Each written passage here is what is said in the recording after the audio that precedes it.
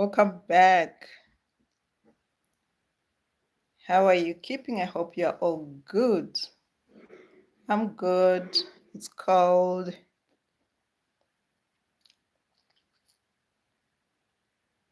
Welcome, welcome.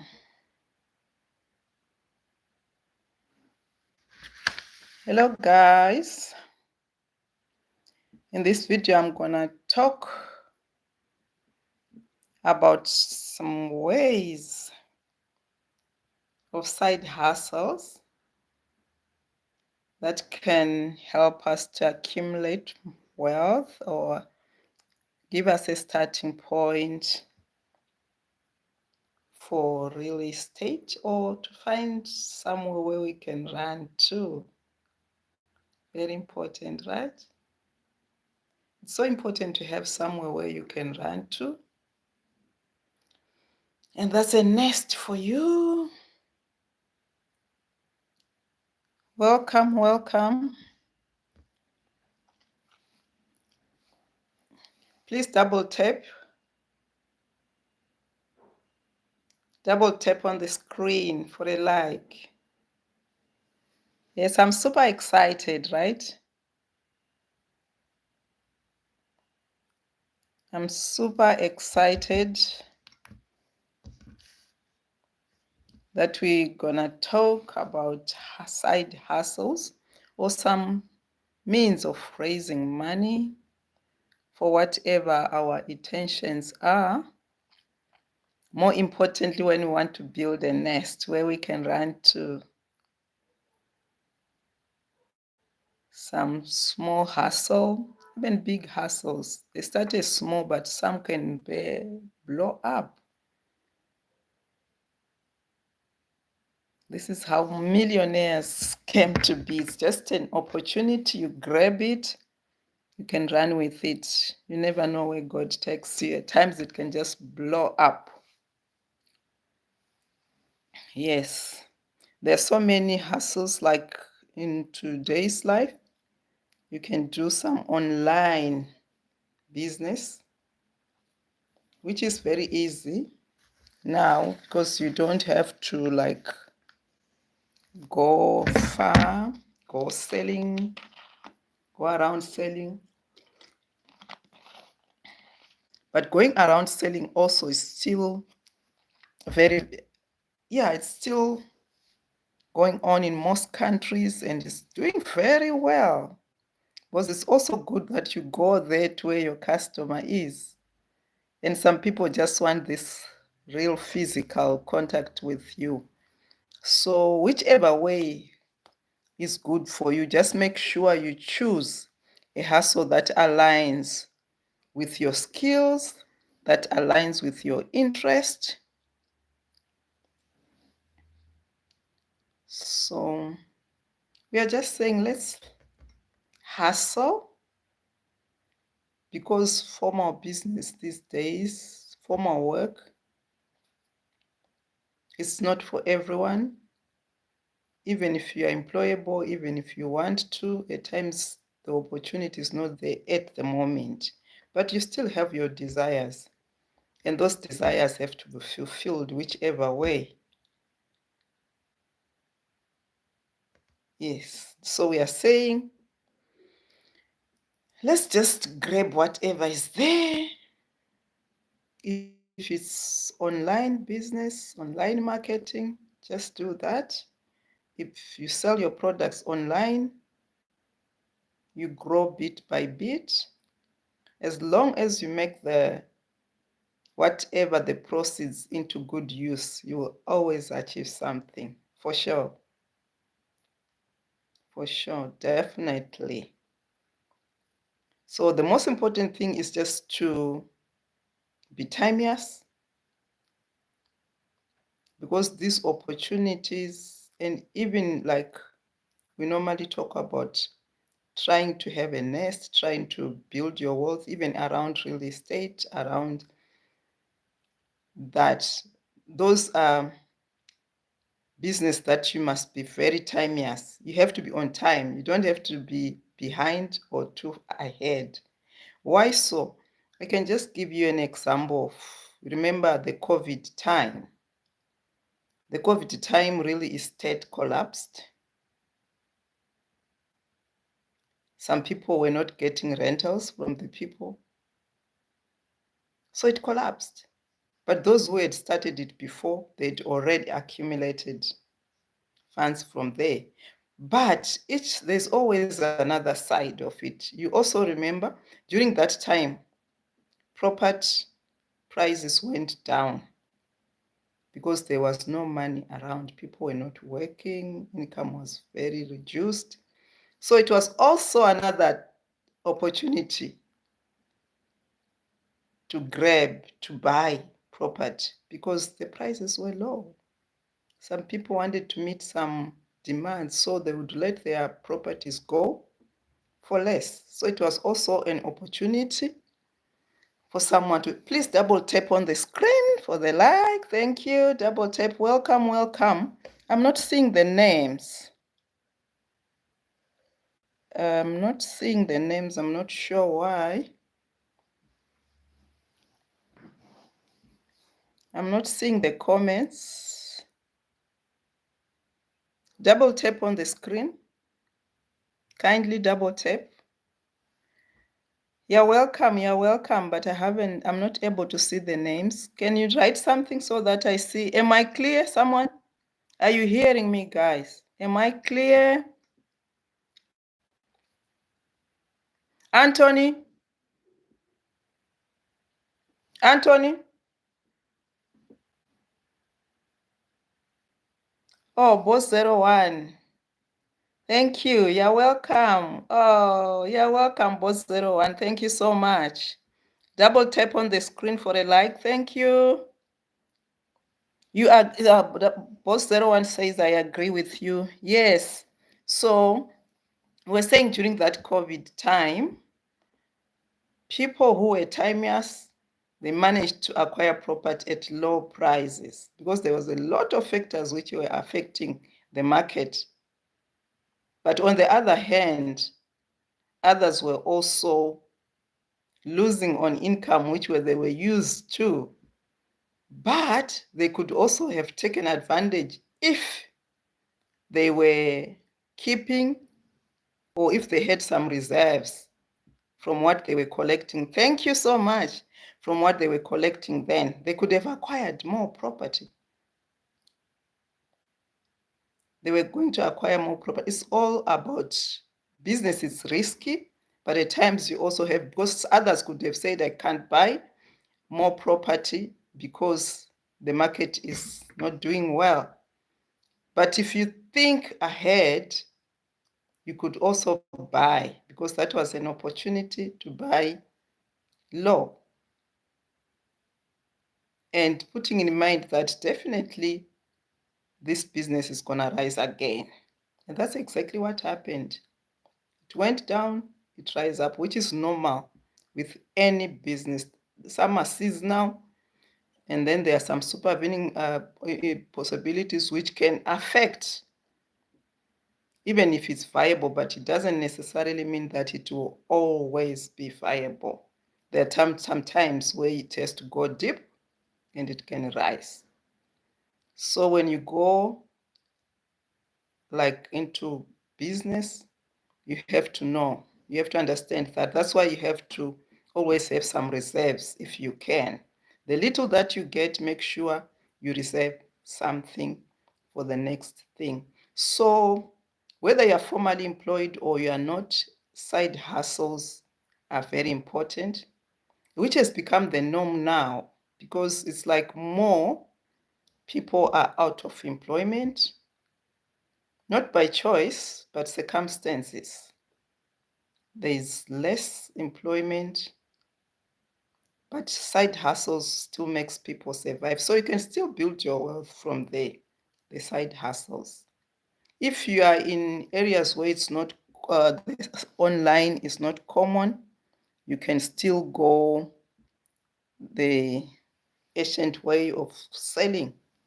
Even if you're at work, you could go with your stuff. I remember when I used to work, I used to go and import some stuff, take them to work, sell to other people, collect money on the month end, and that will add to my salary as well. But I had to start with my salary, to sacrifice a month's salary to start ordering some stuff. So you have to take advantage of every situation which you are in. You just start there. Business is not like you have to set up a shop, because if you think of along those lines, setting up a shop is good, but it comes with its own disadvantages as well. It's demanding, and you really have to have reserves, because you have rentals, you need to have staff to work there, you need to have security, you need to, all those things, so many of them, some that you know. So I don't know, Boss01, what do you think? Which one would you opt for if you are starting to go for the formal business? You also have to go for taxation and all those things. It's good to pay tax to the state because it has to run, but it also depends, because when you're starting small business, at times it's on and off. You'll be getting money, at times you don't get it. So you'd rather be stable first, then you can register a business if you see that it so demands. It's going to be more beneficial then, so that you also contribute to the GDP of your nation, which is very good. This is what we try for, all of us. But you have to start small. You have to start small. So that is, what do you think, guys? But the most important factor there, make sure you choose something which aligns with your skills, with your interest, and with your all other responsibilities, like your job, if you have a 9-to-5 job, and your work, your family, and even your own lifestyle. You don't want to start something that can drain you too much. You have to take a hustle which will still make you live like you have lived. You don't want to be under pressure too much. Otherwise, it will be short-lived. It won't last for long. You have to breathe. Yes, so you can have, even in the real estate as well, you can start to be a broker. You look for an apartment, you rent it out, but you still have to have something. The starting point there is you must make sure you reserve some money, because you might need a deposit, but you can also use your negotiating skill. At times you can negotiate with whoever is renting out property. These are not things which are out of this world. At times you just negotiate, you can get. So it's either you use the money that you have, or you use your negotiating skills. You negotiate, but the most important thing, you have to be doing everything in good faith. You can be a broker, look for accommodation for other people. You get a commission, or you rent out, you get the surplus. You'll be surprised. You can actually grow to become a real estate business owner.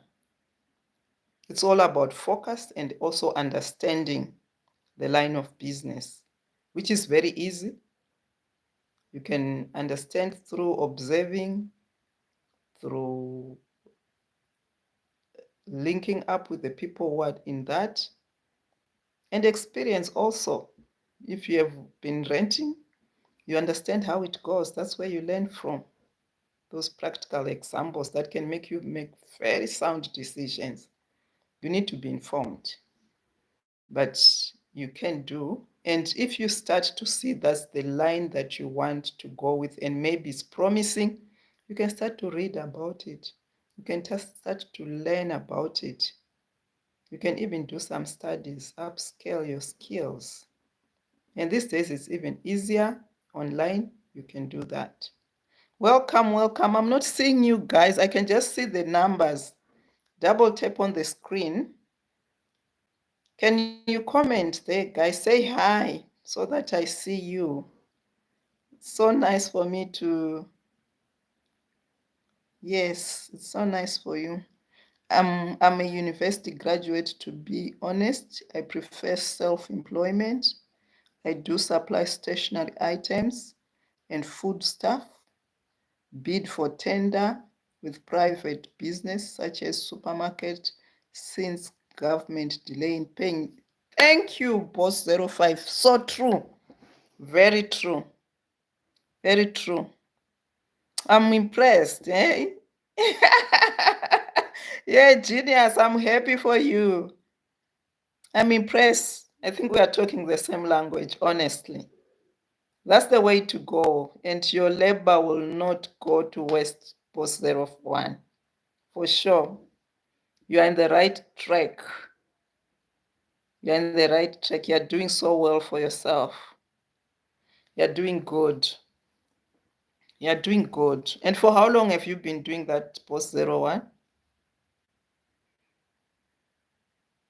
And self-employment is very good because Auntie D, hi, welcome. Thank you for joining. I hope you are doing well. How are you, Auntie D? Yes, Boss 01 is saying I'm a university graduate and I prefer self-employment. I do supply stationery items and food items. Bid for tenders with private business such as supermarket since government delayed. So true. Yes, at times government would need those people who have grown already. Because as usual, if they don't pay you, your bargaining strength is limited. You have very little that you can do. Yeah, so you can only go to those big organizations like the government when you know you are set. It's like if your payment delays, you can still go ahead and continue to do business. That's very true. Very true, Boss 01. Oh, thank you, Andy D. Andy D is saying I'm doing fine. I joined late, a bit busy. No, thank you. Thank you. I really appreciate. Yes, I understand. I understand you, Andy D. Thank you so much. You're welcome. You're welcome. Yes, as I was saying, you're doing well for yourself, Boss 01, by selling stuff. And did you have anything that you are doing as a hustle? And bidding for tender is great. Yes, Boss 01 is saying I've been doing that for 2 years. I also worked with government, but I did not like the way system works. Very true. That's open truth for sure. That's exactly what we were saying, to say you have to do something which aligns with your interest and your skills. And it was good that you once worked for a government and you saw the systems. So when you make a decision, you'll be making informed decisions. It's good also to try this and that so that when you do some things, you are doing it from a position of understanding. If you had not worked there, maybe you were gonna say, I'm gonna supply the government, I'm gonna go for government tenders. But because you have been there, you understand more, and that can give you the basis to make sound decisions and informed decisions per se. You are doing good. What program did you do, Boss 01, if you don't mind? And it is saying, I make very nice scones. Oh, wonderful. And you sell. Do you sell or people make orders? How do you do it, Andy D?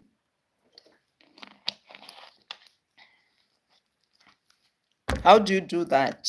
Where do you sell? Do you sell online? Do you sell physically? Do you go around selling? I'm just checking on messages here. Do you go around selling? How do you do your business, Auntie D?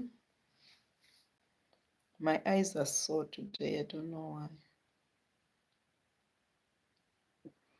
Like I was still talking about continuing to do your hustles. This is the in thing now. We can't run away from it. And what I like about it, it gives you time. It gives you time to plan, to do things at your own time. Self-employment, that's the advantage of self-employment. Definitely. You can plan, you know what you want to achieve, and that can give you the schedule to do that.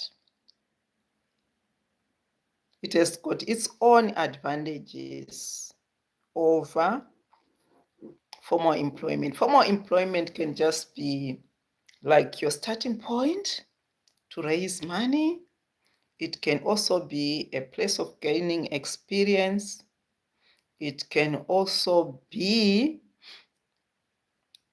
a place to come out with connections. When you go out, you already have contacts. That's the advantage also of formal employment, and also to understand systems, how they work, which you can also pick some and go and apply when you also have your own business. Okay, Boss01 said I did a bachelor's degree in procurement and supplies management. Oh, wonderful. That's good. Congratulations, you did well for yourself.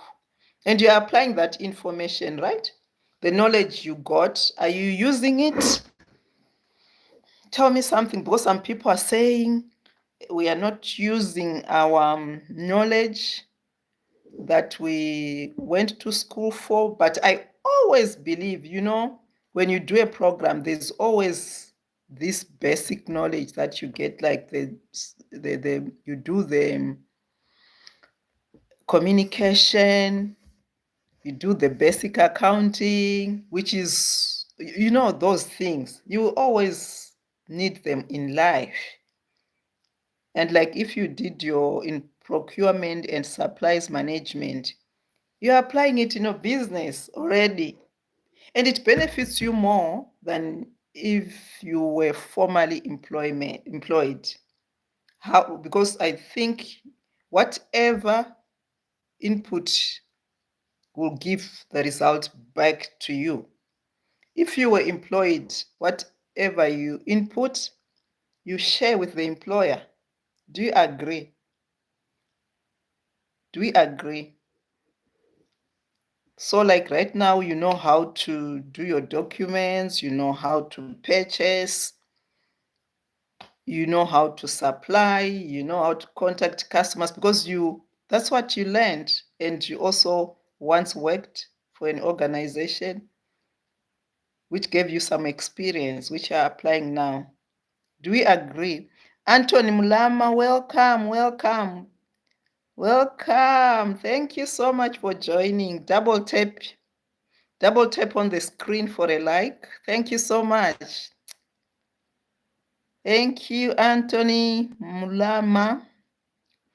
Where are you watching from, Anthony? Just write on the screen where you are, on the comment there, on the chat, where you are watching from. You're welcome. Thank you. Double tap on the screen. Yes, so Boss01, are you using the knowledge that you learned? Is it benefiting you in your business? And Adidoka is saying I make the scones per order. Oh, wonderful. So it's so smooth.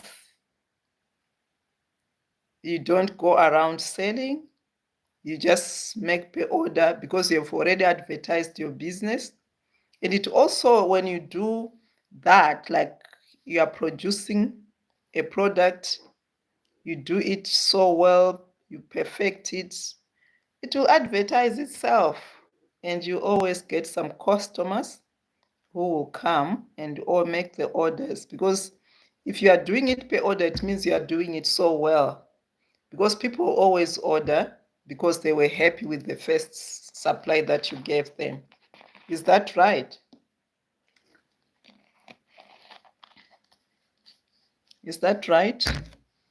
Mulama, can you type where you are watching from?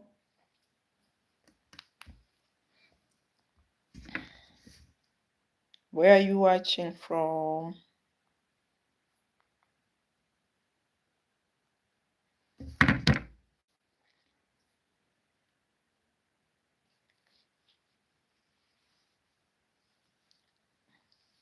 Hi, Mulama. Where are you watching from? Do you agree with what we are saying? That you really have to, self-employment has its advantages. You work peacefully. You don't have too many people to report to. If you want to make a decision, there is no red tape. You can identify an opportunity. You can quickly make a decision. You can jump into action. But if you are in a big organization, you still need to you need to sit down, you need to put down your facts, your recommendations. It has to be, some people have to sit down, discuss, agree, or do their own research. But you will have already known whether this thing is workable or not, that you want to try. But you can't make a decision because there's red tape there. It has to come from the supervisor, it has got to the senior supervisor, it has got management, it has got to the board. Some of these red tapes can really affect progress. By the time maybe they approve, the opportunity is over. Like we were saying, it has to be timeless. But if you are self-employed, you can identify the opportunity, you can quickly make a decision, you can quickly jump into action, and there you go, boom. Boss 01 said, when starting a new thing, be it business or anything, you are likely to encounter with challenges, but you have to find a way to maneuver and succeed. Start by open a business name or company. Yes, so true. Yes, very true. You have to open your business name, you have to open your company. And when you have a name, it gives you that vibe that I'm doing something important. You see? You are looking to say, I want to bring up this business. This business is called Boss 01. That will give you like the energy to push, to say, I want to see this company grow. Very true, Boss 01. Very true. Very true. Like when you want to go into the formal business where you bid for tenders, you definitely have to have a registered company. Yes, a private company. Someone says, I prefer company since it is a separate entity. Very true. Very true. Very true. And you can have limited liabilities there. And it also can give you open more opportunities because people want also where they can relate, where they know where to find you. They feel you're established, right? Or even if they know you are starting, but they will see the vision that you are working towards something, they will support. They will support. Very true, the Boss 01. So true. So we are saying it's very important to be self-employed and to formalize it If it's something that doesn't need formalization, but you have to be consistent with it, you have to work hard, you have to just make it grow, whichever way it must grow, because that's what you want. Because you want to, either you want to accumulate wealth for yourself or for your generation or for your survival, whichever way, you still want success. You still want success.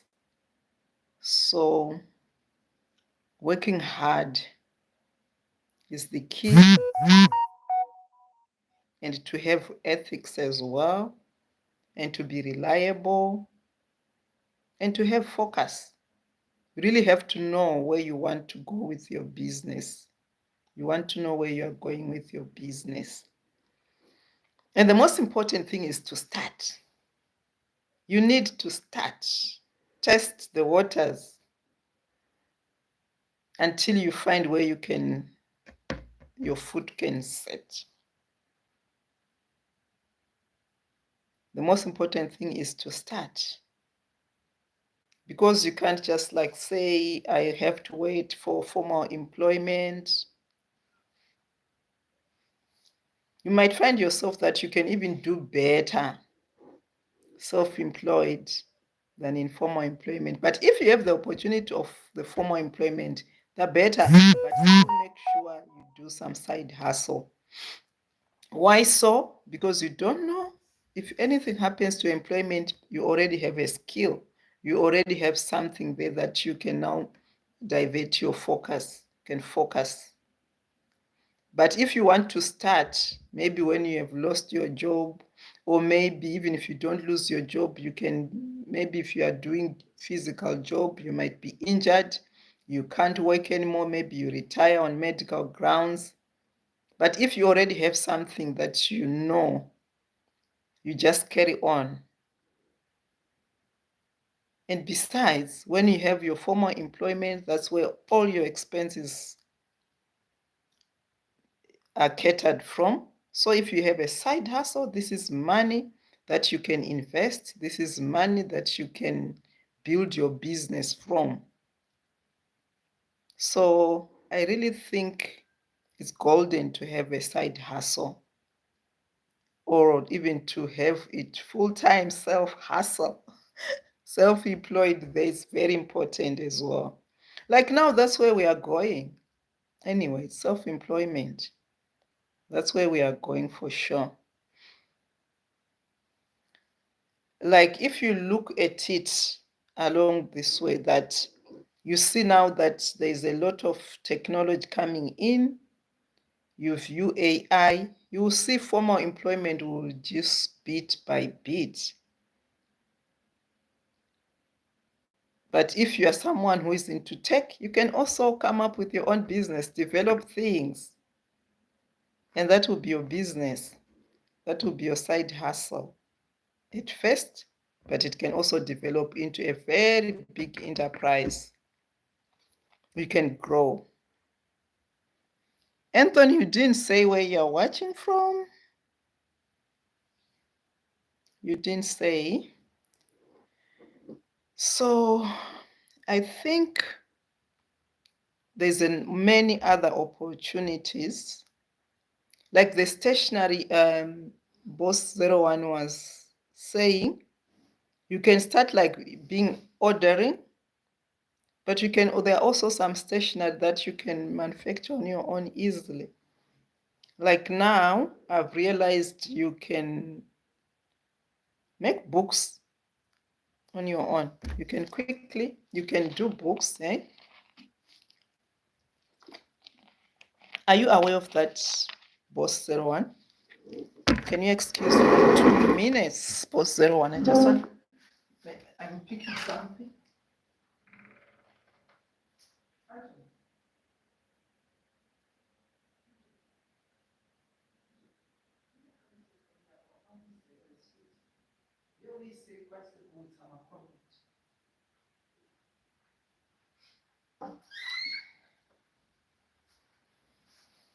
Okay, I'm sorry about that. I'm back.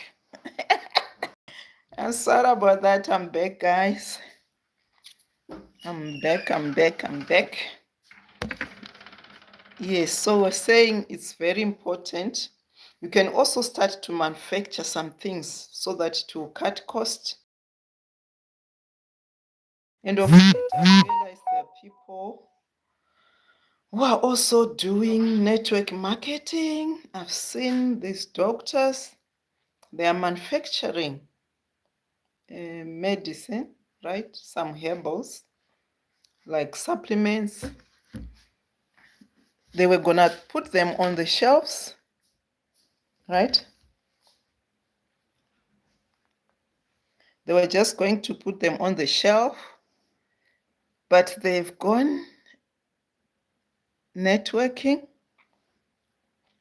They give it to people, people will network, people will sell, and it can also make you rich far because these guys, they are selling, they are manufacturing these products and they are selling them, they are spreading to other countries now, which makes it very good. They're supplying to other countries through networking. If you just find someone who is in another country, you introduce the product to them, they can also sell there. Do you know about network marketing? It's another way also, another side hustle that you can do, either for other people's products or your own products. If you have a skill of like producing a product, but these products have to be with long shelf life. Products that can go to other countries and they can still have a lifespan there and sell. Especially now I'm seeing this, the okay, like the products which people use like supplements and all that, herbals.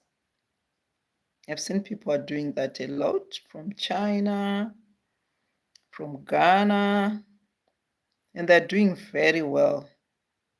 Instead of them being doctors in the hospital, they've manufactured products and they are pushing it out there, and slowly you can grow. Slowly you can grow, right? I'm just responding to this comment here.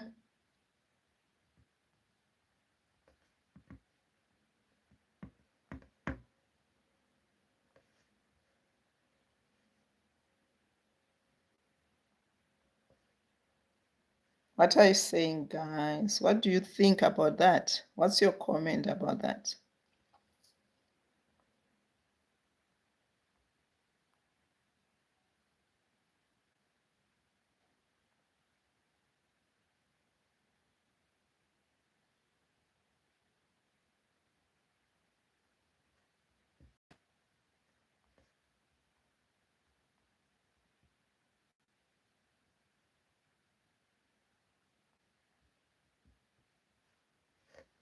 And that's so true, eh?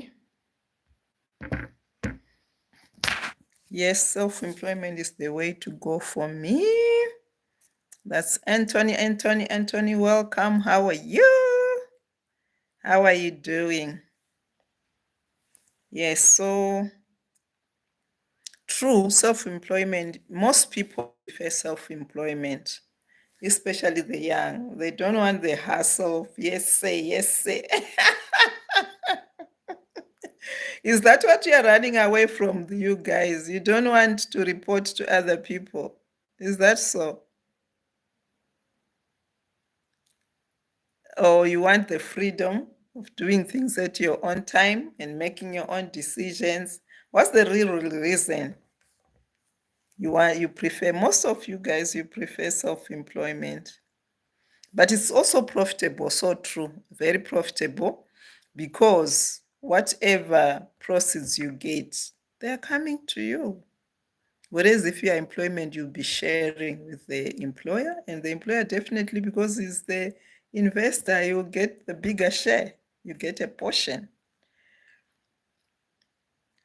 Yes, very true. Okay, let me see from here.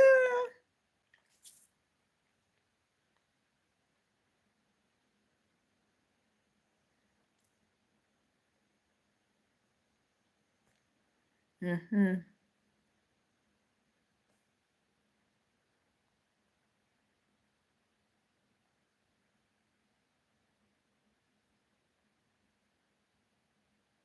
Yes, yes. Yes, so we are saying these are some of the side hustles we can do, but what we're gonna do in most of, we'll come up with a lot of other side hustles. These side hustles can really, really fulfill your dreams, definitely. And you can have as many as possible. You can have as many as possible side hustles. The more you get into these businesses, the more you realize, you identify other opportunities, and don't hesitate to jump in. Jump in, new ideas, just always reach out to new ideas. Like farming is another hustle that other people are doing. If you have the land and you have the water, if you are lucky to be in countries where they have good rains, if you are not still, you can like drill boreholes. Farming is another hustle that's doing very well. It can either be agri, you can be like, you can go for cattle farming, goat, chicken, the free range chicken, the feeds. People always eat. Like with the chicken, it's business which has always been there. But the only thing will be your approach, how you're gonna do it, and identify your market and have your system, have your clients in place. Once you have your clientele, it's another business which has survived. And you also have to acquire skills. That's one thing I've known. For those who succeed in chicken business, is those who like learn the skills. Because most of the companies which give like the chicks, they train people. So you must be willing to learn. You go for training, get guidance, they give you the measurements, they give you the treatments. Learn and understand that, write those things down and follow those instructions, and be someone who is willing to learn, who is open to ideas. Always go and ask questions and learn more, so that way whatever you do, you understand it.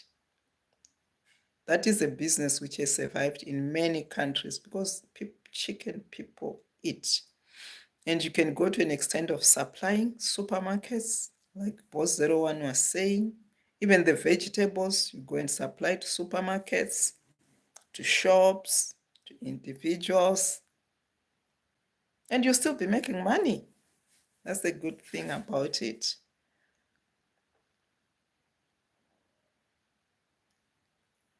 And other side hustles,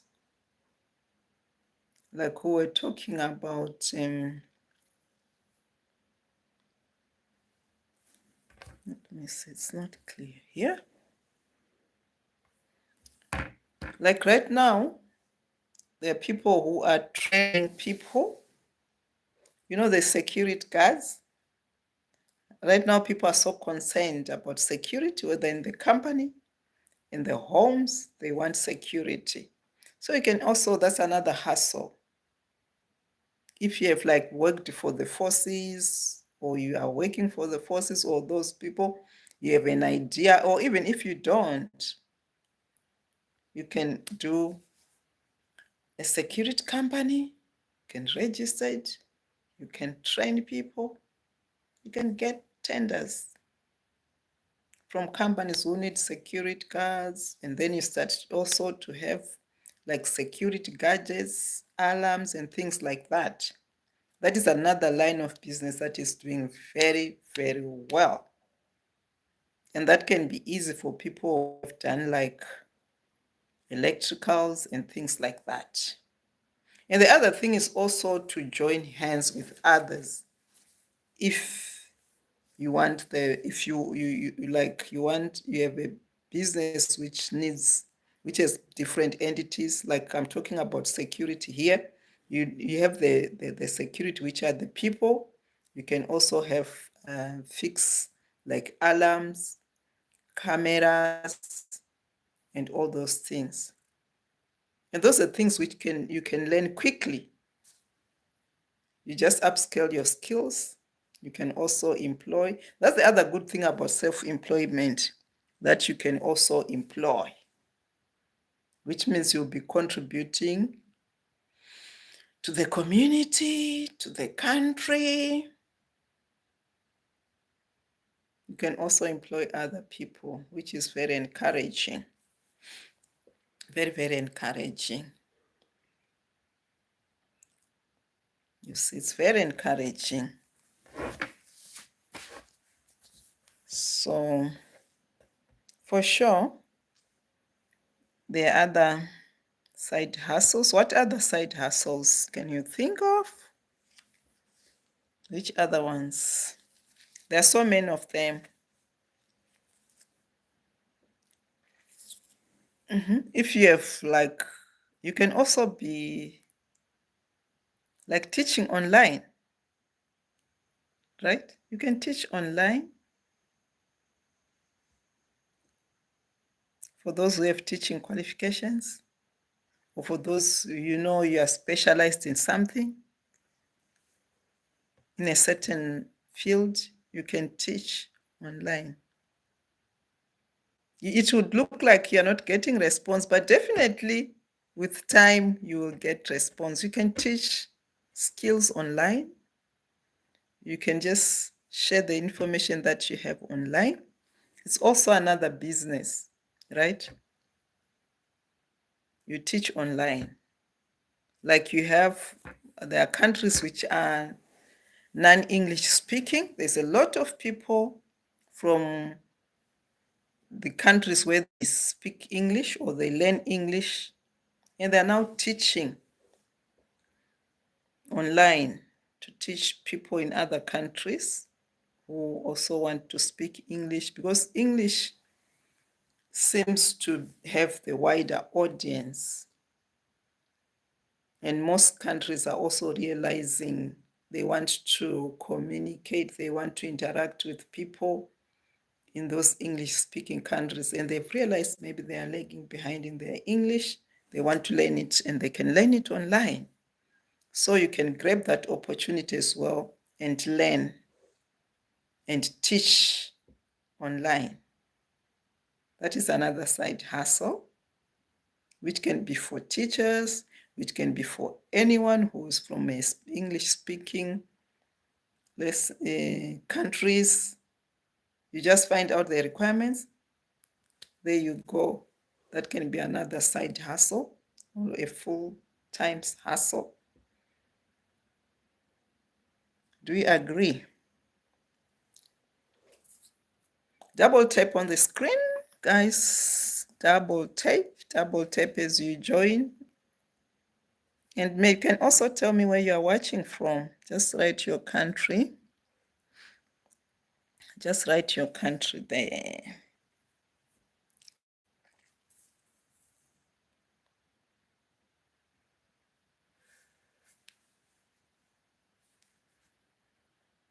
And are we saying it's favorable, isn't it? The environment is very favorable now, because the globe is so open now. You can link up with people who are very far. Whereas long back, You would only need the formal system maybe to link up with someone who is overseas or in another country. But now the globe has been brought so close. There's so much networking. You can easily connect, though you also have to be very conscious with social media. You have to do your due diligence, especially if it's to do with business. You really have to do due diligence. Make sure you're conscious. You don't just but you also don't have to be so afraid. Yeah, you link up with them and see and assess. You can drop where you think you're not secure, and you can run with that, what you understand more, which you are sort of sure of. There's a lot that you can be doing. And you can also be teaching students, school children. If you are good, say in science, you can teach other children online or at home or in an office. And this is how schools start. There's a lot of people who are opening private schools. That's another business that you can easily do.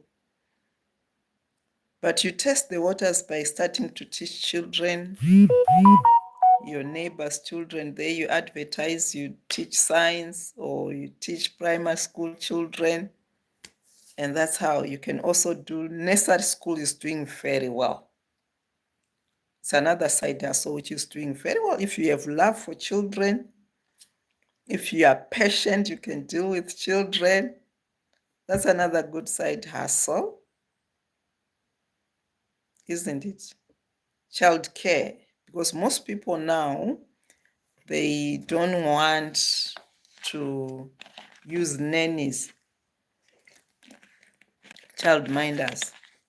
They would prefer to leave their children at a nursery school, maybe for a number of reasons. So a number of reasons that they might, it's accountable. Hi, Memo. Welcome, Memo. Welcome, Memo. Thank you for joining. Yeah, darling, double tape. You're so welcome. Busani, welcome. Thank you for joining. Busani is saying, I'm an occupational therapist wanting to start coaching parents in Zoom. Yes, definitely. That will be very good. That will be very good. That will be very, very good, Busani. Because in Zim, I think that is untapped area. And I think that is, people are sorting for that.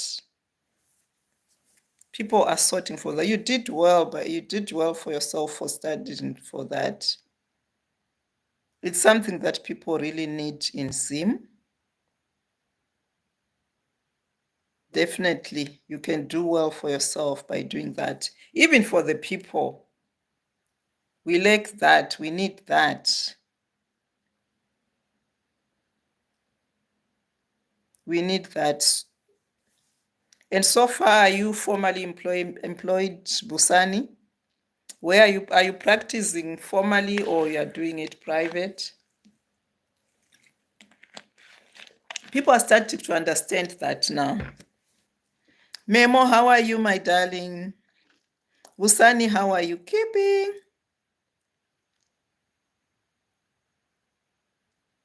How has it been out there? So, Busani, are you formally employed? If you are formally employed, it means that knowledge is the one which you are going to use now to start your own. And you can just start by advertising in groups, right? Yes, you can start by advertising in groups. Start with one person, and they will introduce to each other, and it's easier now, even online. You can teach, isn't it?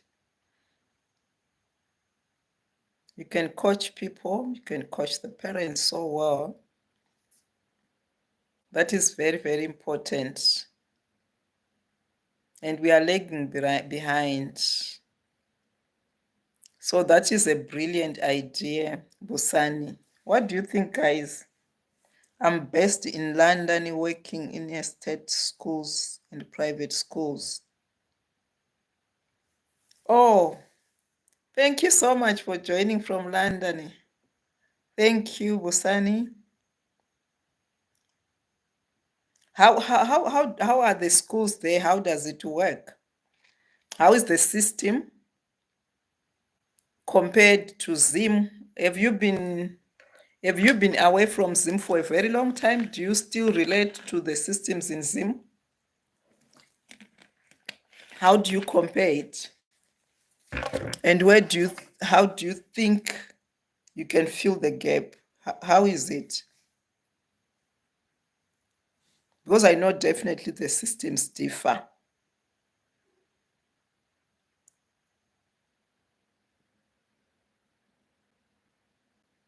So when you work with these schools, the private and the state schools, do you do it individually or you be like employed?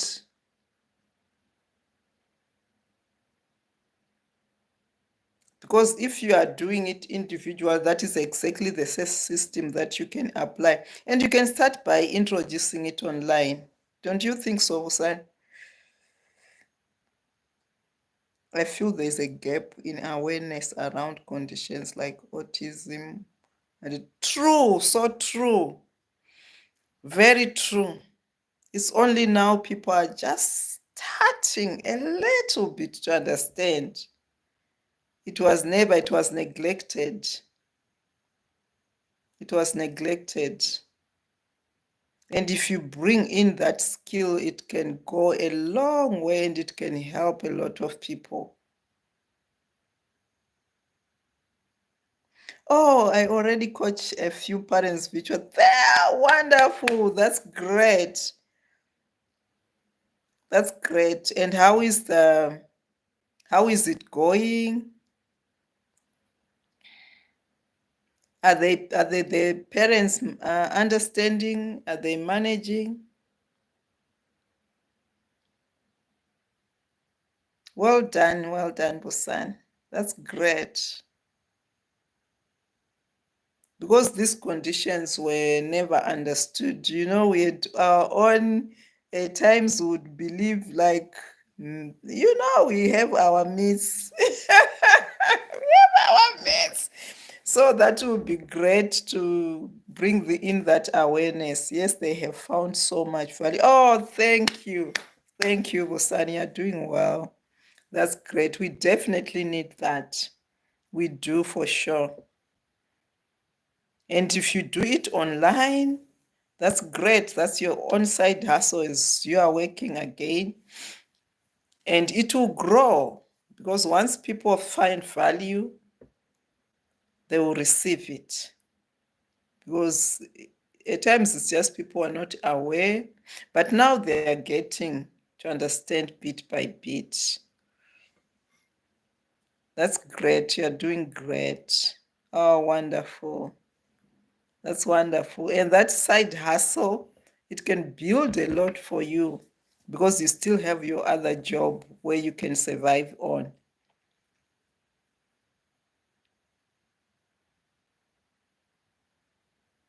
And this is how you can also accumulate or invest in other things because you have this extra income here. That's great. And it's also good to invest in your own country to see like the skills that you have learned there, you transfer them and they help your own people. I think when you get there, you start to realize these things are not there at home. People don't even know. Those who know, they don't understand. So yeah, you did very well. You are doing great. We appreciate that. I'm planning to come to deliver the session in Zim August and September. Oh, that's great. That's good. That's good, Wusani. I'm planning to come to deliver the sessions in Zim August and September. So how have you marketed? How have you make people aware? Will you be doing gatherings, or you'll be doing like you go to the schools for those people, or what's going to be your approach? Maybe we can also make some people aware. Do you think there's somewhere where we can also fit in to make more people aware? Because August is a month away, right? September is 2 months away, and that's great. You're welcome. People are going to benefit.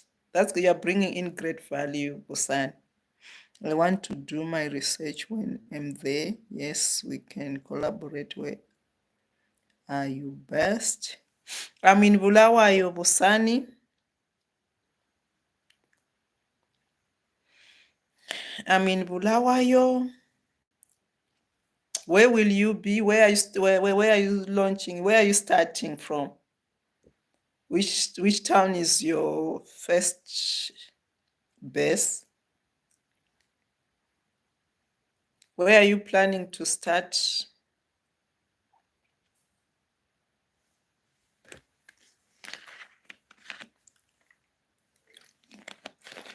So yes, we are saying, look at this. That's identifying opportunities, and you bring your skills home or to other countries where they see there's a need. Double tap on the screen, guys. Double tap. Yes, I'm from Bulawayo. I will be based there, but want to target Harare as well. Yes, Harare. Harare people are fast. Harare people, and it's bigger. There's bigger population. So definitely. Plus Harare, they receive. They are very receptive, and they are fast. And they also have the pockets. I don't know if it's true, but that's what I've observed. I might be wrong. Yes, Harare. If you start like Bulawayo, Harare, then it can spread to other cities.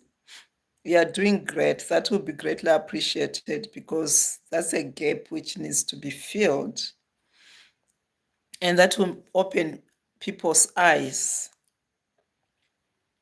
That's very good.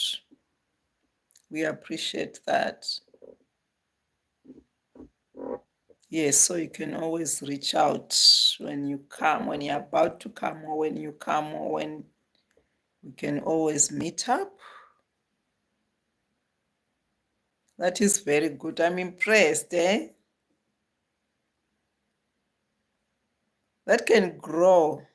It can grow to be a very big business.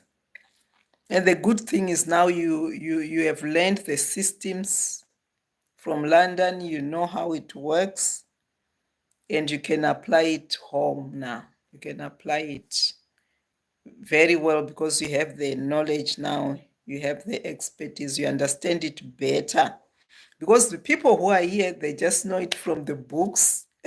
They know theory, but practically these were not being applied professionally. So if you bring that, that would be a lot. That would be a lot. Like right now, I've also seen people who are getting into clinics, and they're coming with a different approach, and it's benefiting people a lot. That's a side hustle for those who are in the health sector. Yes, they're coming in, they're bringing in those things that they've observed, that they know here at home. People were not paying attention to that, and they're filling those gaps. and it's gonna go a long way. Besides being your own business, making profit, it's also gonna benefit your community. You are contributing. It's also gonna benefit your nation. So you are doing not only good for yourself, but also for other people, which is very good, which is great.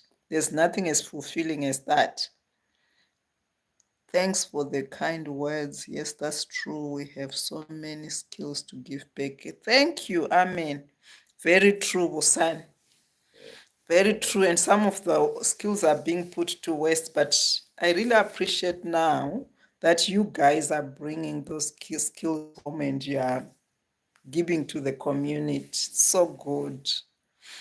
Because at times we also like don't just need to focus on making money, but you also have to give back to the community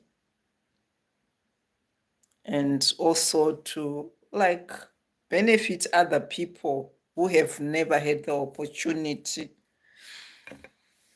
So it's so good you are doing that. So good you are thinking along those lines. And it's so good that you have started already. Oh, wow. I'm impressed. I'm proud of you, Busan. Very proud of you. Thank you from the bottom of my heart because those people are neglected. They have been neglected. So it's so good that you have thought of that. That's a great idea. I appreciate you from the bottom of my heart. May God bless you abundantly. And may God see you through that it succeeds. It's my prayer. May it succeed. May so many benefit from that. Thank you so much for coming up with that. Maybe it's actually God who has put that idea into your mind because there's need, great need. Thank you, Busan. Memo, how are you keeping? What's going on, Memo? And guys, Anthony, are you still here? Anthony Mulama, Memo, are you still there?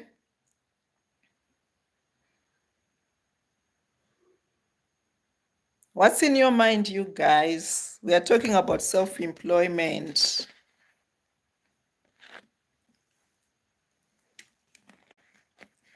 The hustles that you can do to make money, to achieve your dreams, to acquire wealth, property for yourself or for your generation. Whatever is in your heart, whatever you want to do.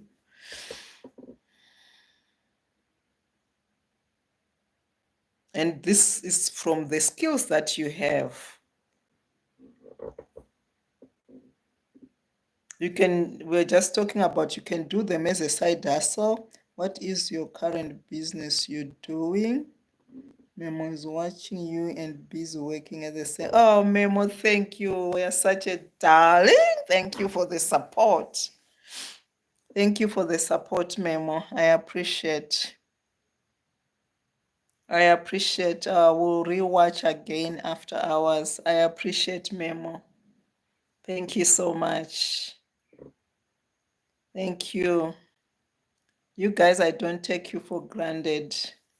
I appreciate it. It means a lot to me. Busani, what is your current business you're doing? Busani, I've been there. I've done hustles. The whole life of me was hustles. I've always hustled. Even when I was formally employed, I was always hustling. It was a thing. Maybe it was also from my parents. My father was a building contractor. So what he used to do, he was building like government schools, clinics, those projects, right? By profession, he was a carpenter. So he got into building construction company. So that's what you would do. You get tenders like you were saying. you're doing tenders for the government. So back then, he would get tenders to build schools, to build clinics, you remember that time when there's a lot of schools needed and all that. So he would do that. Now, what he would do during the weekends, I was still in school. I was still in secondary school.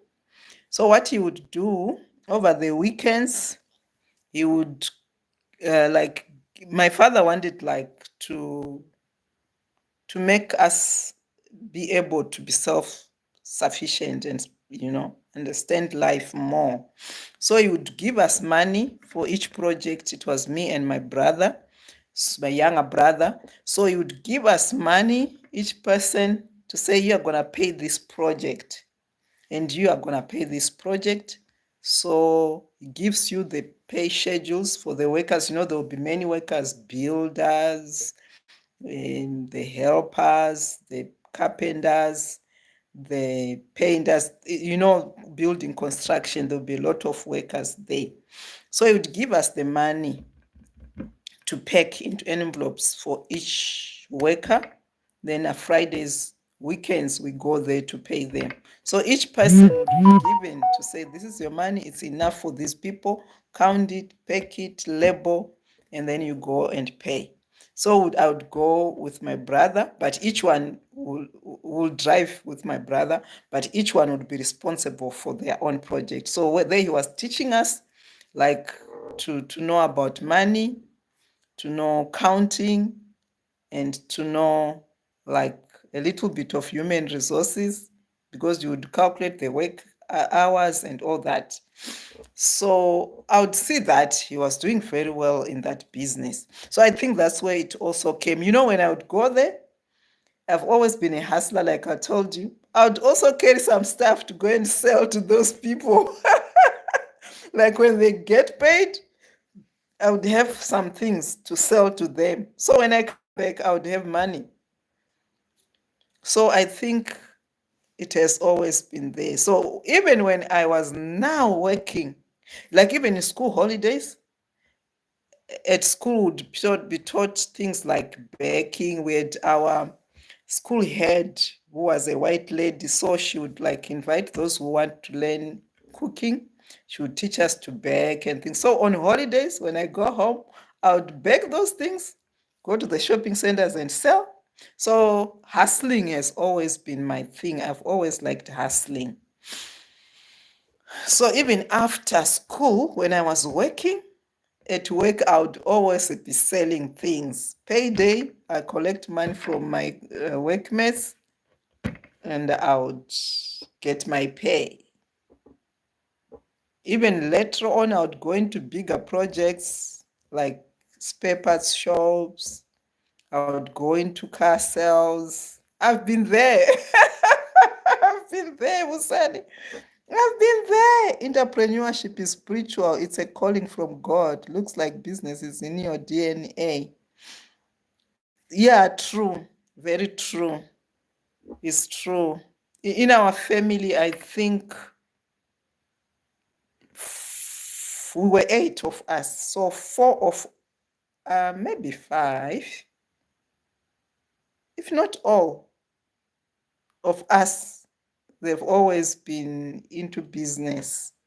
Like my big sister, my big sister, my young sister, my big brother. My big sister was into spare parts. She's still in. She's late though. We lost her during COVID, but the family is still doing that. She was into spare parts. My younger sister was into spare parts. I was also into that's car spare parts, right? I was also into that, but I would also branch even into plumbing things, electrical things, would do anything. And before that, we would just go like Botswana, South Africa to order things like there were things which were called cash registers, car radios, things like that. I would like sell to Indians. Like I was telling you, would have contacts from work. So the clients that I would see from work, I would look for business. And then I go bring me this. Then I go and we order with my sisters and then we come and supply, you see. But I was still working. I worked for 20 years before I retired. And when I retired, I wasn't due for retirement, but um,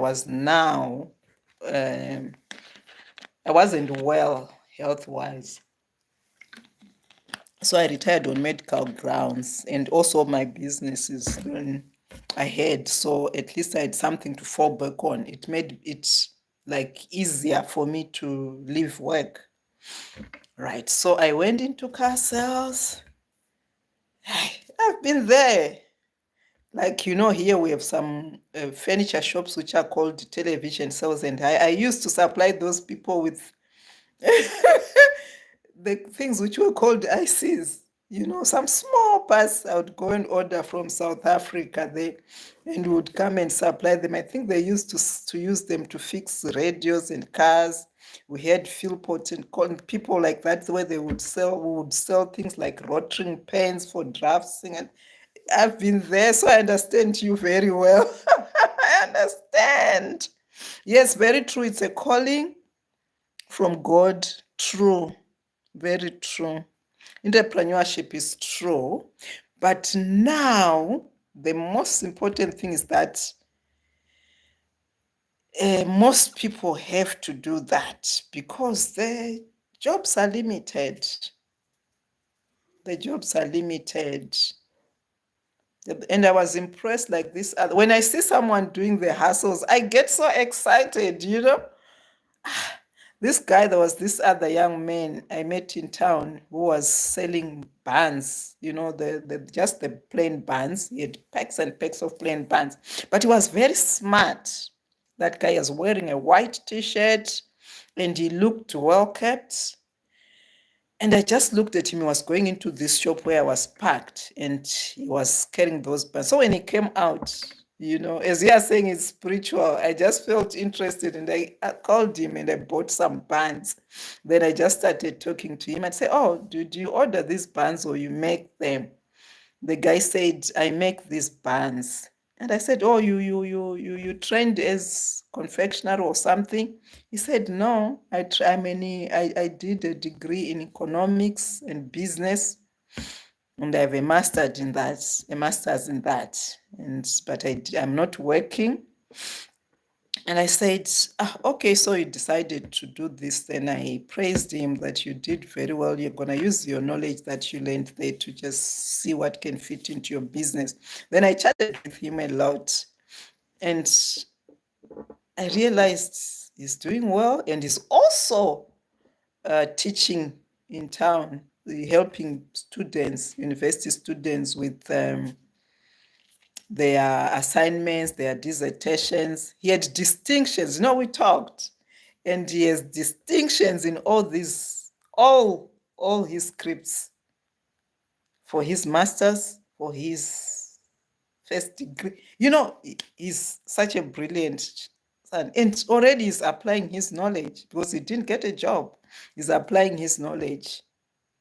And he was saying, I was asking him, "Wouldn't you have gone out or something?" He said, "But the money." But I said, "No, but you're doing well for yourself." And now I always buy his buns. I make sure in a week, twice or three times, I make sure I buy his buns. And he's doing very well, very, very well. And he's doing this. So you see, he has already two side hustles. Hi, Africa with Oma. Oma. Welcome, Oma, my girl. Thank you for joining. I appreciate you. Thank you so much. Good morning, Oma. Thank you. Thank you. You're welcome. We are talking about business, side hustles, or business in general. So I was explaining that this guy is enterprising, hasn't worked because the jobs are not there, but he's doing good for himself. Sorry about the glitch in my live stream today. Oh, yes, I'm sorry, Oma, but it was okay. We enjoyed it. Thank you. Thank you for visiting, eh? Yes, so it's okay, Oma, because electricity problem is everywhere. Even here, I was also, my solar was trying to charge. Okay, so it's our winter, so the sunlight is limited. Thank you, Oma. You're welcome, my darling. So, Busani, I was saying I have been there. I have been there. I've done everything. That's why you see, I even jumped into YouTube. At my age, people were saying, they always say, we're impressed to see you. You jumped into this as well. Because I always look for opportunities, identify them. Because I've always been an entrepreneur, and now I can't do some of this going, buying, and all that. Yeah, I'm limited now. So I identified this one and I said, but this is something that I can do. It can keep me busy, you know, something that's online. And I said, why not try it? And the most important thing, I did it. I was just seeing in our country, most young people were not aware of YouTube benefits. So I just said, if I do it and encourage other young people, instead of them loitering and doing that, those who have the desire, if it aligns with their interest and anything, that they'll be encouraged to do YouTube. Yes. So for now, like Busani was asking me, what am I doing now business wise? So in most cases, I'm just doing a little bit of network marketing. Like I was telling you about those doctors who have introduced some products. Let me show you. Just a minute. I'm coming, my friends, my family there. I'm coming. So you see, they produced these things. So I'm also marketing.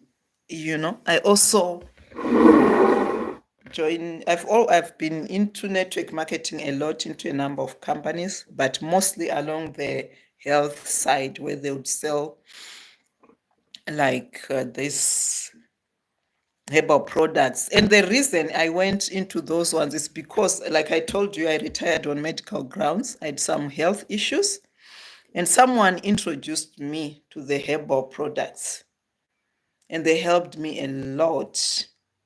Then I started to have interest. I started to go for the workshops, learn a lot. So it helped me a lot. It helped me a lot. So then I got interested. So each time I see these products, I also try to help others who will be having like some ailments, and to try them and do what. So that's another side hustle that I'm doing. I sell those products.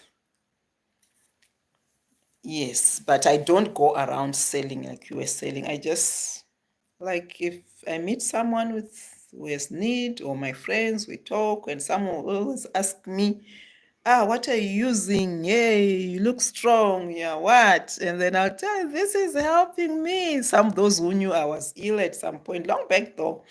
Yeah, at times that's how I sell. So once people know and they've used, they always ask you for those products, isn't it? Then there's always a markup there. That's the other side. That's what I'm doing. And I'm also building my channel. That's another hustle for my YouTube. I hope you understand. There's at a level where you can get some money. So far, I haven't been monetized. I'm working towards that. I need some watch hours. I'm still short of watch hours. So that's my other hustle. That's the business I'm doing. I hope I'll be able to monetize. Once I'm monetized, I can also work towards getting some financial benefit from there. But I'm no longer that serious with business, because it was affected by the changes of currencies and things like that, because I was into car sales as well, but it got affected. People are still doing it, but if you have done it before and it was like, wow, and there's a change, then you are discouraged. And with my age, I can't just like hustle a lot. Yeah, I'm limited now because I've got some injuries as well. I have a little bit of disability. So I can't travel a lot. So I just want these things that are a bit easier. Yes. Send Chidwa is saying, are you on TikTok too? That's a good plan. No, I'm not on TikTok. I only went on Facebook because there was something I wanted to do. I can't remember which forced me to go on Facebook, but I'm not very active there. But I am. That's the only platform I'm in. I don't even understand it so much, but I'm there. I'm starting to understanding it a little bit. That's the only social media I am. I'm just on YouTube. TikTok, I'm not. Those most other platforms, I'm not there. And for your own information, I was not someone who was, I was more of an introvert, imagine. So YouTube is comfortable for introverts, you know. Yeah, but not anymore. I think because of age, you know, maturity and exposure and all that. Yeah. So, Oma is saying that's beautiful. Thank you, Oma. And Oma is saying hi. Busan is saying hi, Oma. And how is the event management business, like wedding, catering, interior decoration? It is doing very well. Like if you watch this other video, I think which I said how to it was something to do with the decor, the improving, changing a house into a home. That video, you can see there's a lady there who's into that. They are doing very well. There's another, even maybe I will put one video where with this wedding I was, you can just see the events, the places that they are showing. Oh, people are doing a lot. Nice places, those who have done nice places in the outskirts a bit, they're doing very well, and you beautify. And that one is it's less demanding in terms of money. Once you have the land and you have like landscaped the place nicely and maintain it, you don't need a lot of money to invest into that. And you can even start small, even at your own place if you have. But if you can, you get a place in the outskirts, but not too far from town. A lot of people have done that. I think I will post a short or a video, I'm not sure, but I have it. I recorded something, but I haven't posted. There's other beautiful places which people are coming up with. But what I know about those ones, they are not capital intensive. All you need it will just be your labor. And they are doing very well, especially for the wedding venues. Yeah, interior decoration. Interior decoration. I once did that. I forgot. Your mother saw. She has been everywhere. I once did that. There was a guy in Gwai towards Victoria Falls Road who had a factory manufacturing pots. You know those pots? Yeah, for flower pots, clay ones, but they were beautiful and nice. So he was a friend to my nephew. So, you know, as usual, like you were saying, business will be in the DNA. So whenever he would come and play with my niece, and then he told me, I'm doing this. And he said, oh, bring me samples of the pots. And I started getting pots from him. But he later migrated to Ireland, somewhere there, I don't know. So I used to get those pots and sell to people who were building. Like the first time Selborne Park was starting, someone would just order like 5, 10. They want to align them along their driveway and things like that. So I'd do those pots. I would sell them. That's for deco, right? And I would get checks. Someone would get 10 or so. You know, remember that time economy was good, so people had money, so they would pay a lot.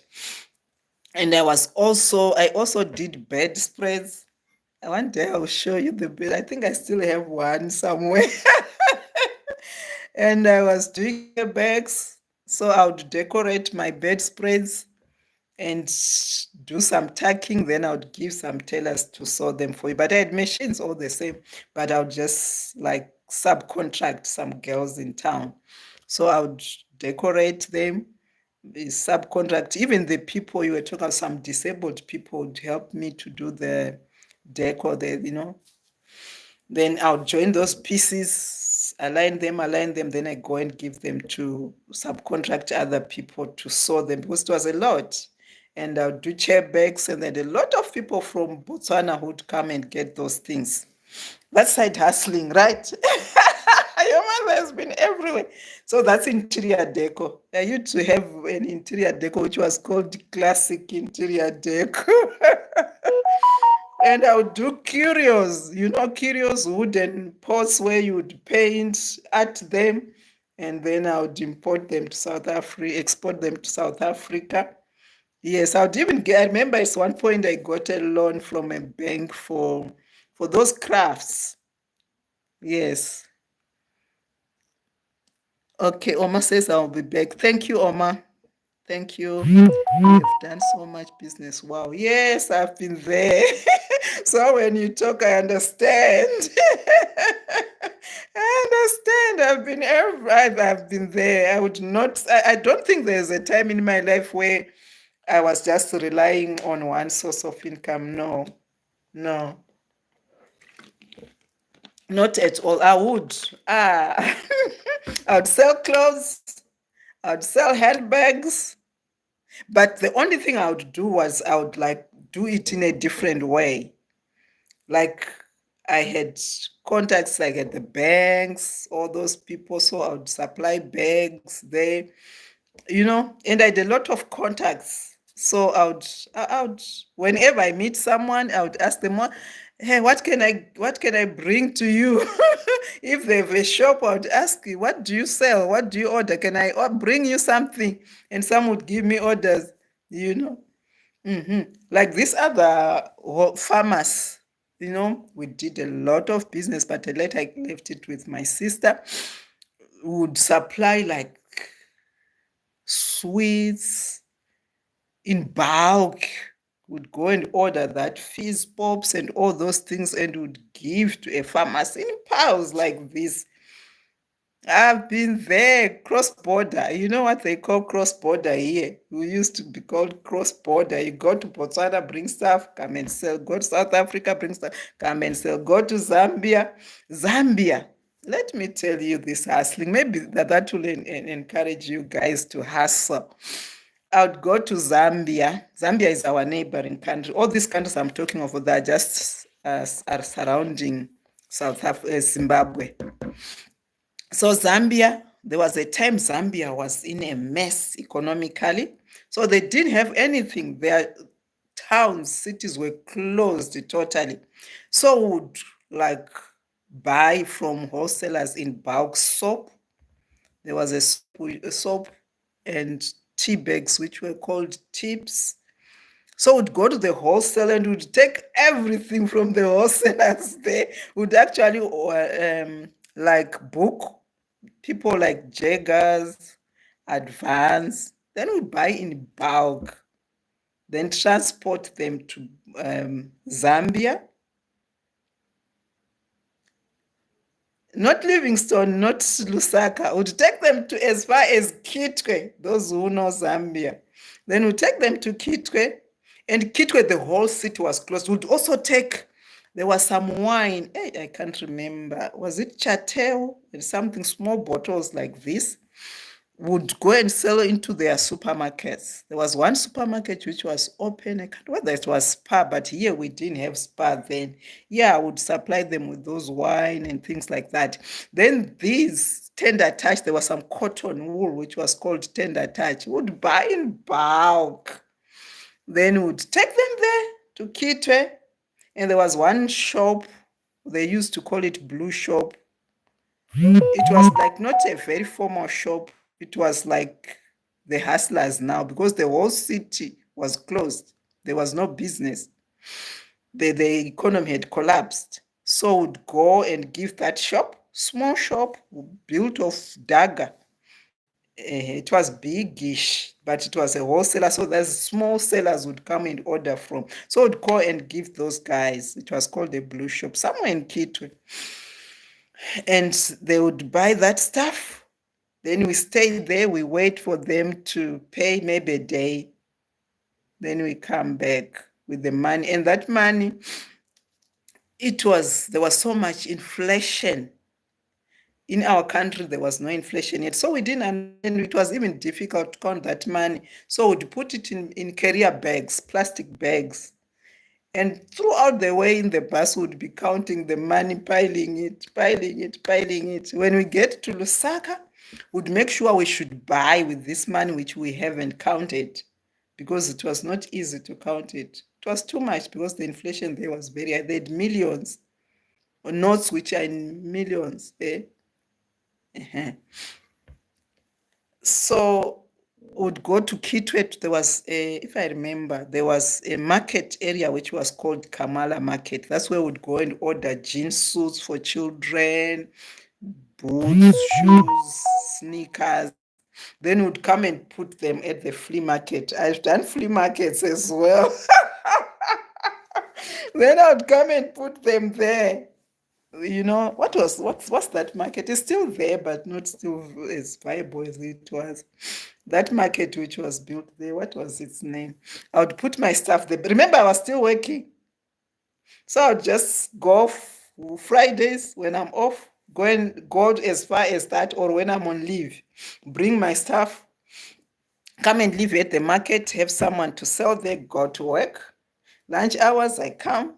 If I've brought things to supply to companies, lunch hour, I go and supply to the companies, and they come and collect your money tomorrow. Come and this, you see, and I would be accumulating. Yeah. At the same time, I used to have a shop. There's a place in the ranking there where it's called Pullen. Pullen, you remember the buses Pullen? I had my small shop inside there where I'd sell spare parts as well. But I was still working then. So I've been there. That's why I still want to encourage you guys. Explore, take advantage. Whatever you identify, it will work, it will give you money. Then we would come back with part of the money. There were Beirut changes. Then we would change the money now into US dollars. And then you would pay your rent, you pay. And at times I'd even go to order before on payday, but I would have not collected my salary. You get it? Because you'll be having some streams of income and all that. So it's really important to be self-employed. And that's why even when I decided to retire, it was not difficult because I already was used to this world of business. So I knew I was gonna survive, and I did, and that's when I grew later because I had all this time to myself. That's when I started to do the car sales and all that. So it's important. Let me read the comments. I'm talking too much now. I'm more like a preacher. You have done so much business. Wow, thank you. Yes, I have, sir. I have. You just reminded me I used to go to Zambia with tea bags. Yes, they didn't have tea bags. They didn't have tea bags. They didn't have the basic things. That's what they needed most. They didn't have cotton wool. They didn't have soap. We used to carry soap. I can't remember what type of, was it charm? There was a soap which they wanted a lot. Would carry that soap, would carry brown sugar, loose biscuits, yes. Chocolates, yes. At Kamala in Lusaka, yes. So me, those things I would supply in Kitwe and then come and order stuff from Kamala Market. Thank you, that's Memo. We are talking the same language. I've been there.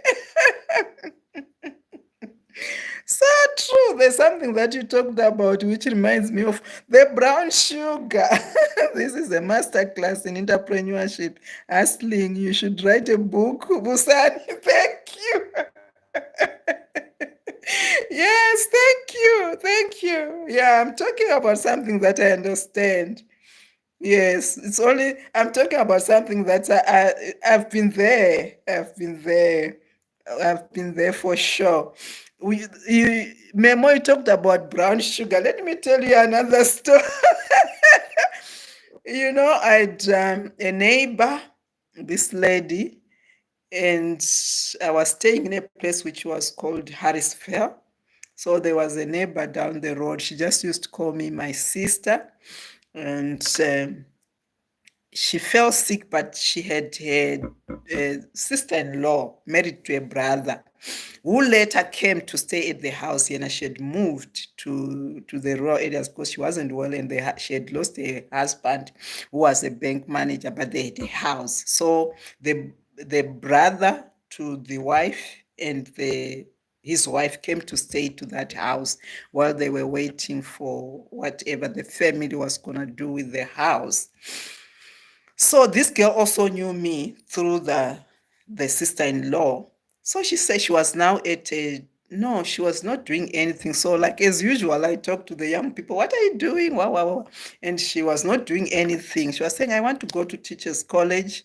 I qualified, but I haven't found it. And one day I found a newspaper advert and I gave her, she applied to go to the teachers college at Hillside Teachers College. So then we became closer. Then one day she was saying, I had gone to the rural areas for a funeral and I'm running short of fees at the college. The husband was working at a supermarket, TMI support, I remember. And then she was like, we are running short of money for my school and all that things. Then we discussed saying, if you had something, business to do, we could. She said, I'm from the holidays, from the funeral, and my sister-in-law who stay in Mkumbura was saying there's shortage of brown sugar. double click, guys, for like they said there was shortage of brown sugar. Busan is saying that's great. Are those odd perfumes from Dubai? Okay, I'll come to you. Let me just finish about the sugar thing. You will laugh, my friends. So she said they want brown sugar there. They want brown sugar because they prepare some brewed beer, tototo, the Mozambican side. This Mukumbura is just like they border with Mozambique. So in Mozambique, they would brew that beer. So they wanted the brown sugar from Zimbabwe. So I went there. I said, no, I have the money. I'll also give you money to order yours. Then I order mine, then we go. That's how business we normally do. So I had the money she didn't have, but she had an idea. So what I did, I gave her money to order her own stuff. Then I think we ordered together. The first time we ordered together, then we agreed on what I was gonna give her. I think like a quarter. Then that quarter she will start now to sell, to order her stuff. So we went to Mkumbura to sell the brown sugar. That was my first time to be in Mozambique. And we didn't have passports, but because I was working for the government, so I knew some systems. So I went to the immigrant. I said, they were telling me this is Mozambique. It was just across the road. Though these people would come and buy the sugar themselves. And they were saying this is Mozambique. But me being interested because of the Mozambique I knew about during the war and what I was so anxious to go and see. They said these houses are Mozambique and those shops. And I said, I want to go there. They said, but we don't have passport. Then I said, let's go to the immigration. I went to the immigration. I explained. I said, I just want to go and see that place. Then we were given passes. Yeah, so that permission to just go across and come. So we went to Mozambique. And that's when I also wanted to see how they do, why do they need this brown sugar? What are they doing with it? So I went there and we saw this brown sugar. They were cooking, they brew some, they used to call it tototo or something like that. It's some beer, but they will get drunk a lot. That was my first time, excuse me, that was my first time to be in Mozambique. So, bro, I'm talking about brown sugar now. So I've been there. Some I don't remember. The hustles I've done, my guys. Oh, Lord. Then currently my side hustle, I sell all oil-based perfumes. Oh, that's beautiful. Where do you sell them from? Where do you sell? Where do you sell them? Where do you get them from? Are they the ones you're saying you get them from Dubai? And where do you sell them? Where are you? Best memo. That's beautiful. I've been there, perfumes.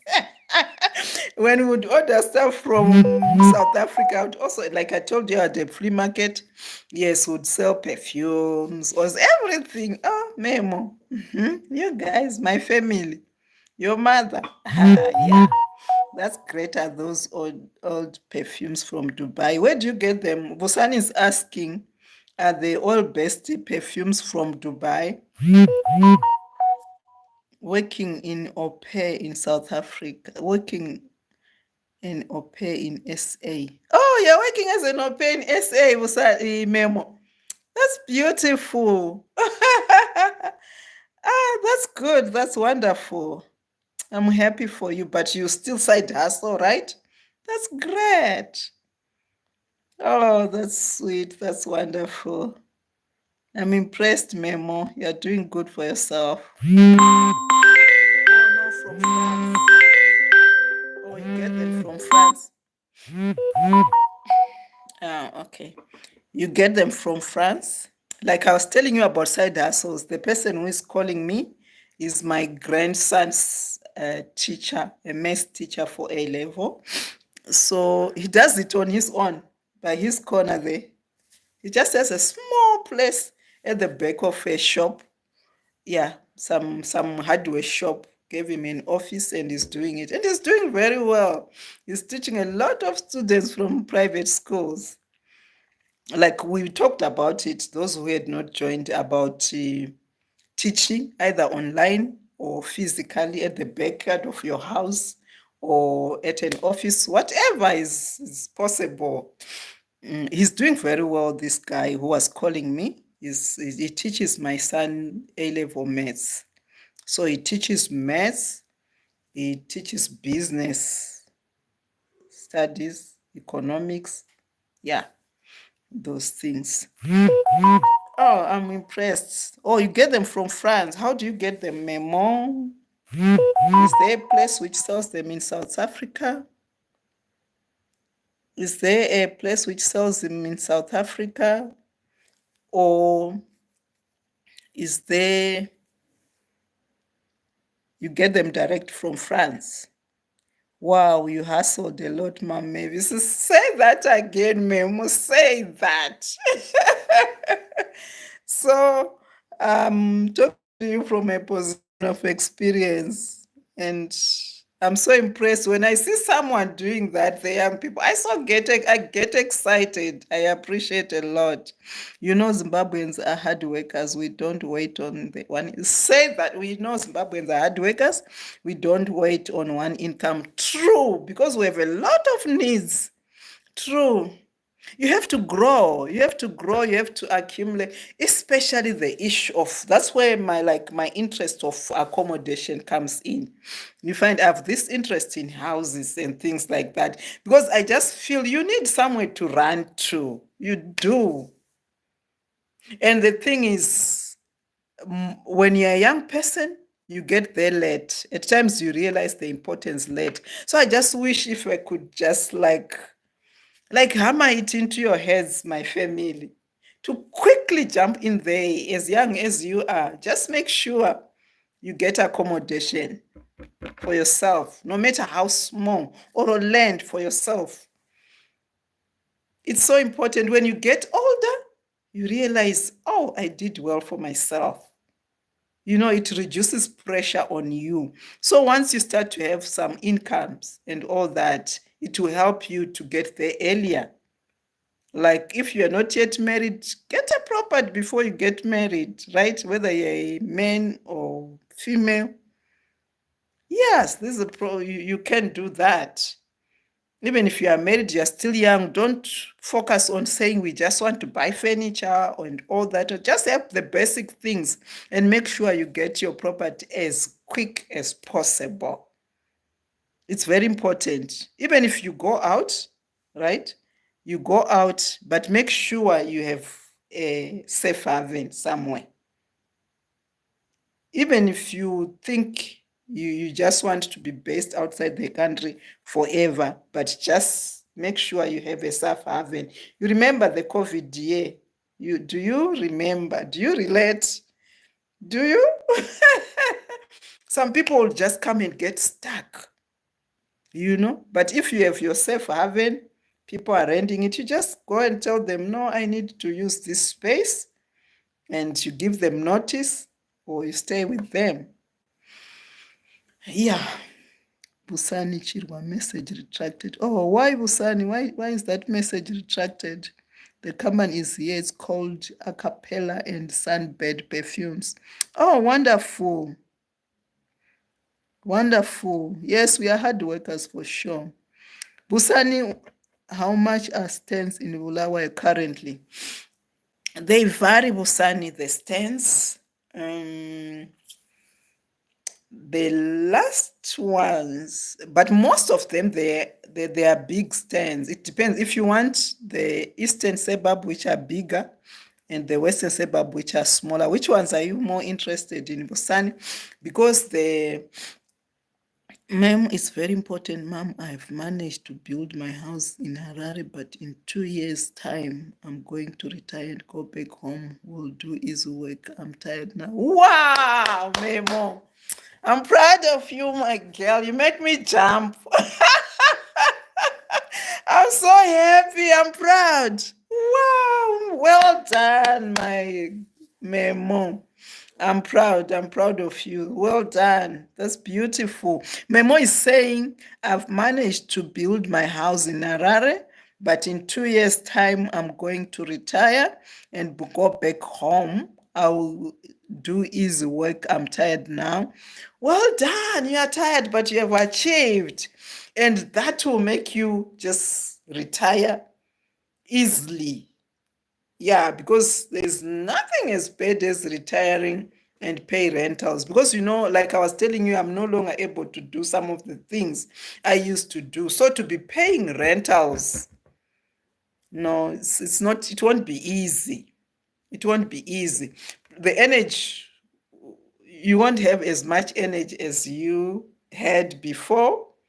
So for you to say this month end, I have to get so much for rentals, it's not easy.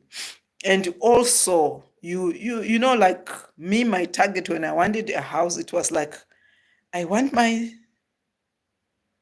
family, my generation to say anyone, if they go wherever they go, my grandchildren, whenever they go, wherever they will go, if they get stuck, I don't want them. They would rather have no food, but they should have shelter.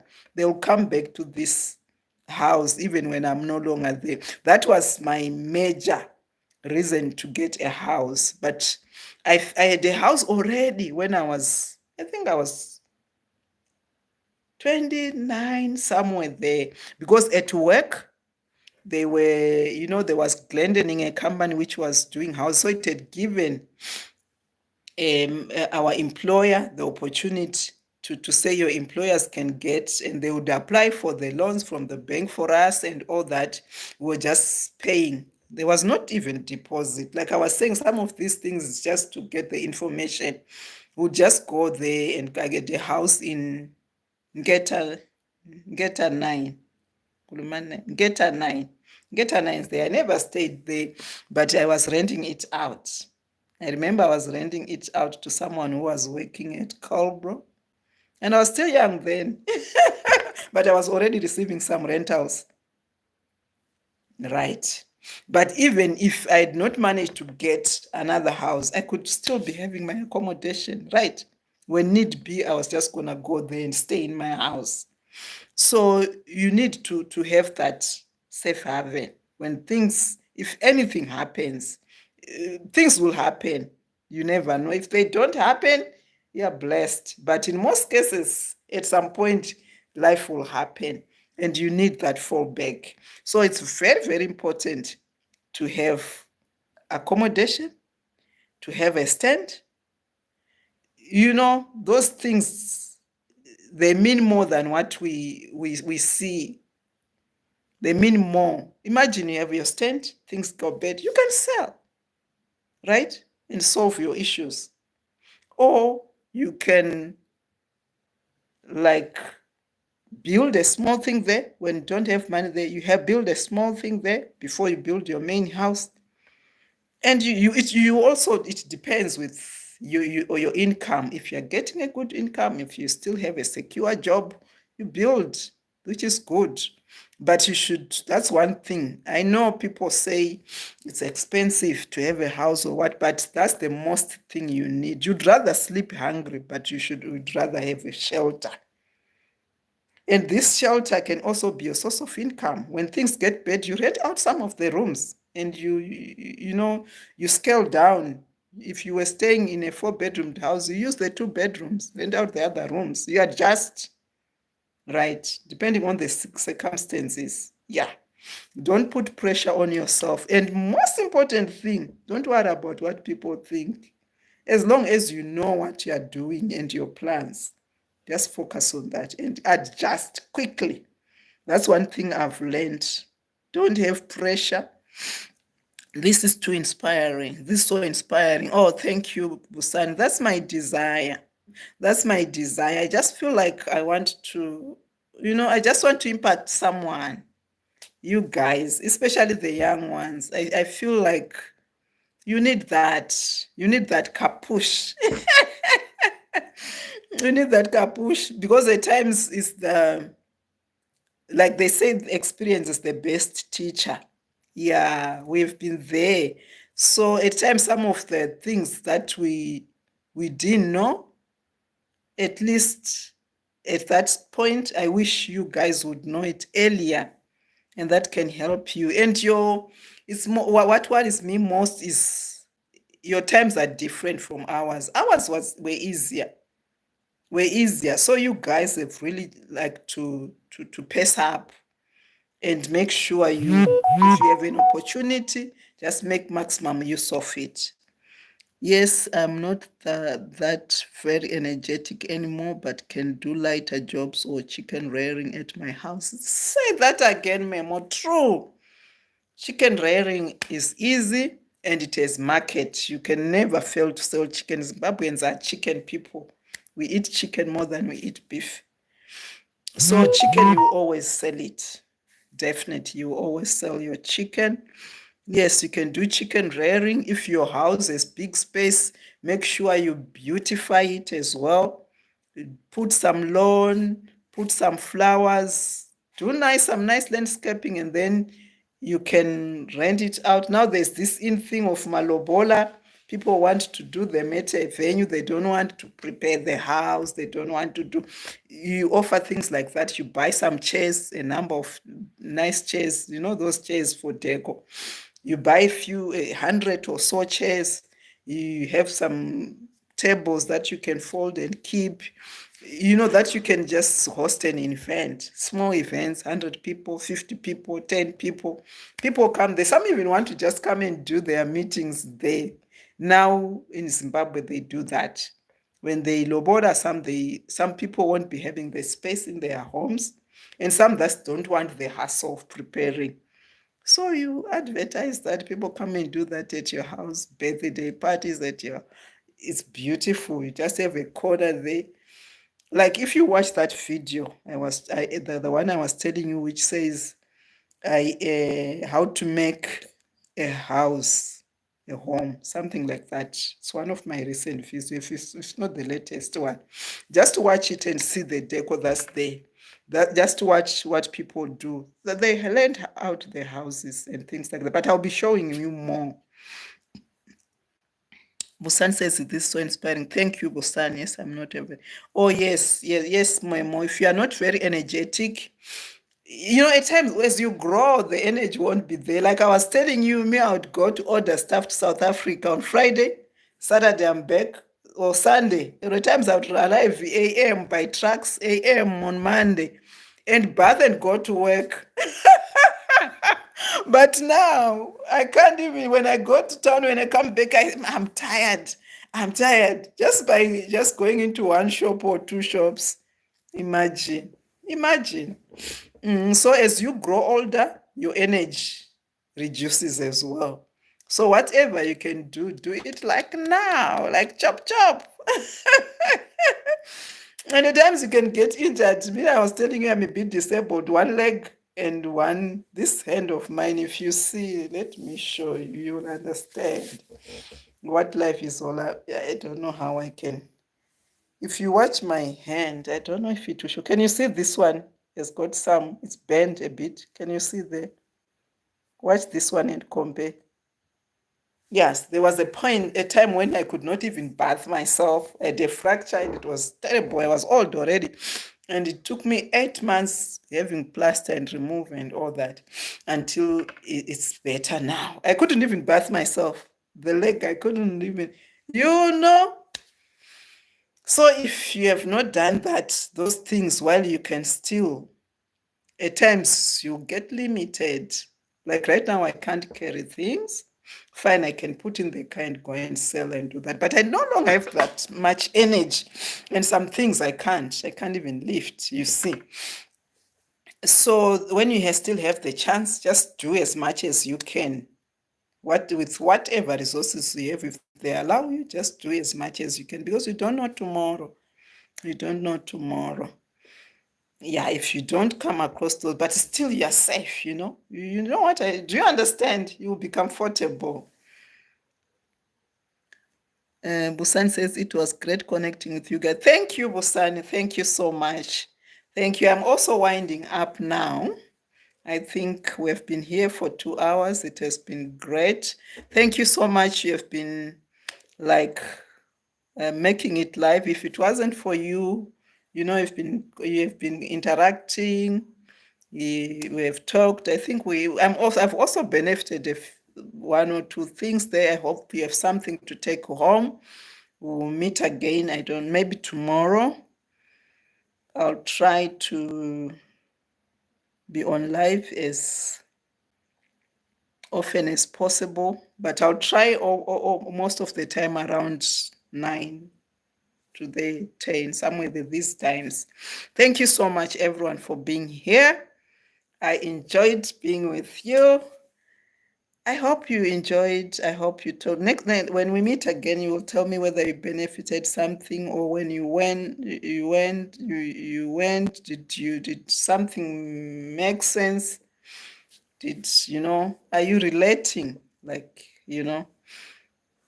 Yes, thank you so much. It was nice having you. Stay blessed. Stay blessed, my guys. Stay blessed, my family. I love you all. Thank you. Bye.